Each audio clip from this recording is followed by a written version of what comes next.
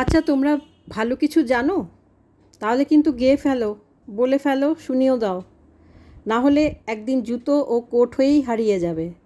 তখন কেউ জিজ্ঞাসা করলে তুমিও বলবে, কোন গানটা, কোন গল্পটা? আজ এই নিয়েই একটা গল্প বলবো। নাম একটি গল্প একটি গান। একে রামানুজের A flowering tree and other oral tales of India গ্রন্থ থেকে এই গল্পটি নেওয়া হয়েছে। এক গৃহবধূ একটা গল্প আর গান জানতেন, কিন্তু সেগুলো কখনো কাউকে বলেননি আর কারোর সাথে ভাগও করে নেননি। নিজের মধ্যে সেগুলো চেপে রেখেছিলেন। দিন দিন সেই গল্প আর গান ভেতরে থেকে হাঁসফাঁস করতে লাগলো। তারা চাইল মুক্তি। এক রাতে যখন গৃহবধূ ঘুমোচ্ছিলেন, তার মুখটা না খোলা ছিল। সেই খোলা মুখ দিয়ে গল্পটি বেরিয়ে এলো এবং রূপ নিল একজোড়া জুতোর, আর গিয়ে বসে পড়ল বাড়ির বাইরের বারান্দায়। আর গানটি রূপ নিল একটা পুরুষের কোটের, আর গিয়ে ঝুলে পড়ল দেয়ালের পেরেকে। পরদিন সকালে গৃহবধূর স্বামী বাড়ি ফিরে কোট আর জুতো দেখে চমকে গেল। এসে স্ত্রীর কাছে জানতে চাইল যে কে এসেছিল। স্ত্রীও প্রশ্ন শুনে অবাক হয়ে গেল, বলল, কেউ না তো। স্বামী এই উত্তরে ঠিক খুশি হলো না। জিজ্ঞেস করলো, তাহলে এই জুতো আর কোটটা কার? স্ত্রী কিছুই বুঝতে পারলো না, বলল, জানি না তো। এই নিয়ে তাদের মধ্যে ঝগড়া বিবাদ হলো। স্বামী সেই রেগে গিয়ে সেই কম্বল নিয়ে বেরিয়ে পড়ল আর গিয়ে উঠল বানর ঠাকুরের মন্দিরে রাত কাটাতে। সেই মন্দিরে প্রতি রাতে শহরের সমস্ত বাড়ির প্রদীপরা নিভে যাওয়ার পর একত্র হয়ে তাদের বাড়ির গল্পগুলো করত। সেদিনও সবাই এসেছিল, শুধু একটা ছাড়া। একটু পরে সেই প্রদীপটিও এলো। অন্যরা কৌতূহলবশত জিজ্ঞাসা করলো, এই তুই এত দেরি করলি কেন?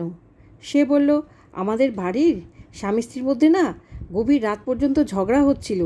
প্রদীপদের কৌতূহল বাড়ল। তারা জানতে চাইল, কেন রে, কী নিয়ে ঝগড়া? প্রদীপটি বলল, যখন স্বামী বাড়িতে ছিল না, তখন একজোড়া জুতো এসে বারান্দায় বসে পড়ে আর একটা কোট এসে দেয়ালের লোহায় ঝুলে পড়ে।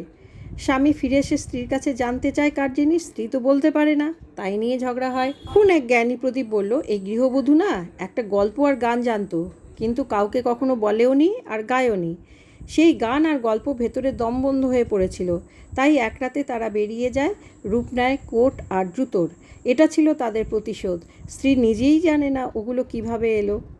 মন্দিরে কম্বলের নিচে শুয়ে স্বামী সব শুনল। তার মনে যা সন্দেহ ছিল এখন সব পরিষ্কার হয়ে গেল। সকালে সে বাড়ি ফিরে গিয়ে স্ত্রীর কাছে জিজ্ঞাসা করল, তুমি যে গল্পটা জানো আর যে গান, সেটা কি? স্ত্রীও অবাক হয়ে গেল, কোন গল্প, কোন গানটা? আসলে গল্প আর গান যেগুলো একসময় তার মধ্যে ছিল, সময় মতো প্রকাশ না করায় চিরতরে হারিয়ে গেছে। যা কিছু ভালো বা সুন্দর, যেমন গল্প, গান, অনুভব, তা যদি ভাগ না করা হয়, তা একদিন আমাদের ছেড়ে চলে যায়। এখানে গৃহবধূর মধ্যে থাকা গল্প, গান ছিল তার সৃজনশীলতা, তার মনের কথা, কিন্তু সে তা প্রকাশ না করে চেপে রেখেছিল। ফলে সেগুলো রাগ করে তাকে ছেড়ে চলে যায়। পরে যখন সেগুলো বলতে চাইল, তখন তার মনে ছিল না। যদি নিজের ভাবনা, প্রতিভা বা অনুভূতি প্রকাশ না করি সময়ের সঙ্গে সঙ্গে, সেগুলো কিন্তু হারিয়ে যায়। ভালো কিছু জানলে, মনে থাকলে বা তৈরি করলে তাকে ভাগ করে নাও, বলো, গাও, ছড়িয়ে দাও। না হলে তা একদিন কিন্তু ভুলে যাবে, হারিয়ে যাবে। গল্পটি যদি ভালো লাগে, লাইক, কমেন্ট, শেয়ার ও সাবস্ক্রাইব করার অনুরোধ রইল। ভালো থাকবেন। নমস্কার।